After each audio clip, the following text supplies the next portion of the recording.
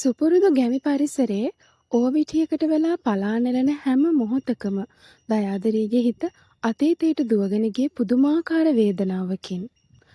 ඇයට නිරන්තරයෙන්ම මතක් වුණේ තමන්ගේ ආදරණීය අම්මව. අම්මා ජීවතුන් අතර හිටියානම් අදටත් ඇය කරන්නේ අම්මගේ පස්සෙන් වැටීගෙන දුවන එක. 5 දෙනෙක් ඉන්න ඒ මධ්‍යම පාන්තික පවුලේ බාලම දියණිය වුණු දයාදරීට ඉගෙනීමට වඩා හිත ගියේ මැහුම්ගෙතුන් කටයුතු වලටත් කුස්සියේ උයන පිහන වැඩවලටත් විතරයි. නමුත් ඇයගේ සහෝදර සහෝදරියන්ගේ ලෝකේ මීට වඩා හාත්පසින්ම වෙනස් වුණා. ලොකු අක්කා බාලිකා පාසලක ගණිතය උගන්වන ගමන් ඉදිරියේදී ලැබෙන්න තියෙන කන්තෝරු රස්සාව වෙනුවෙන් ඉංග්‍රීසි පන්තියකට ගියා.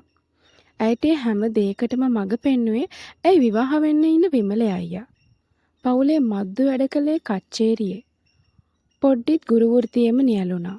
ඒ වගේම වාරි මාර්ග දෙපාර්තමේන්තුවේ සේවය කරපු ඇගේ අයියා අම්මගේ 7 දවසේ දාණයෙන් පස්සේ කුරුණෑගලට ගිය ගමන් ආපහු හැරිලවත් බැලුවේ නෑ.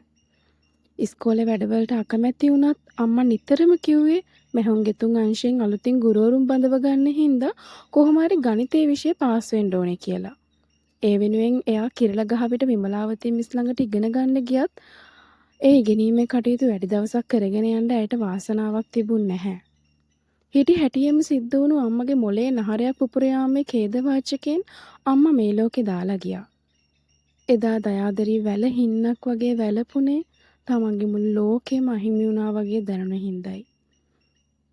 අම්මාගේ වෙන්වීමෙන් පස්සේ දයාදරීට මේ ලෝකෙ ඉතුරු වුණේ කොළඹ මහරෝහලේ ඖෂධ පරීක්ෂකයෙක් විදියට සේවය කරපු ඇගේ ආදරණීය අප්පච්චි විතරයි. පවුලේ අනිත් සහෝදර සහෝදරියන්ට දයාදරී ගැන කිසිම වගක් හෝ හැඟීමක් තිබුණේ නැහැ. ඔවුන් ඇයට සැලකුවේ ගෙදර දොරේ වැඩකාරකම් කරන් ඉන්න කෙනෙක් විදිහට විතරයි. මෙන්න මේ වගේ අසරණ වුණු තනිකමෙන් පිරුණු දයාදරීගේ ජීවිතේට කාලයත් එක්කම හෙවණැල්ලක් වගේ උදව් කරපු සුවිශේෂී චරිතයක් මේ කතාවට එකතු වෙනවා. ඇය තමයි දෝන සොරායා රත්නාවලී අබේසිරි ගුණවර්ධන. හැමෝම ඇයට ආමන්ත්‍රණය කළේ තැපැල් නෝනා කියලා.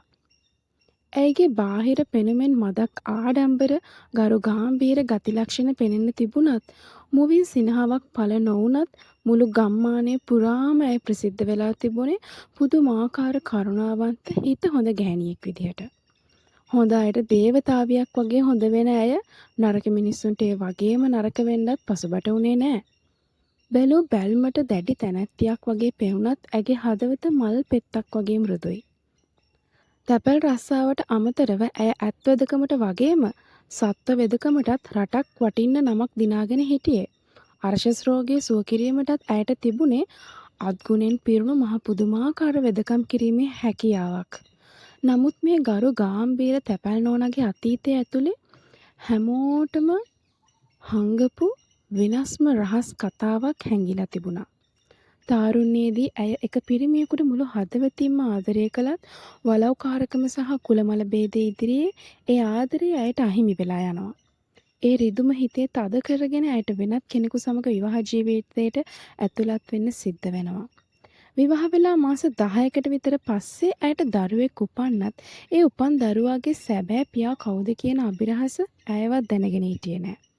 කාලෙත් එක්ක මේ හැම දෙනාගේම ජීවිත අපේක්ෂා නොකරපු විදිහට ගොඩාක් වෙනස් අතවල් වලට පෙරලිලා යනවා.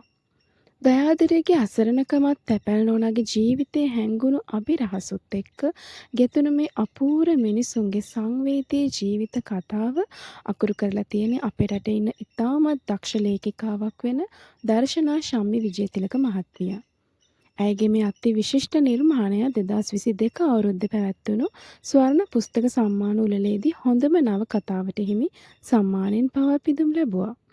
ඉතින් කුතුහලයෙන් සහ ජීවිතයේ යථාර්ථයෙන් පිරුණු මේ හැමෝගෙම ආදරණීය සංවේදී ජීවිත කතාව අරගෙන කියවන්න නම් ඔබට නිසල දියවත පොත අරන් බලන්නම වෙනවා.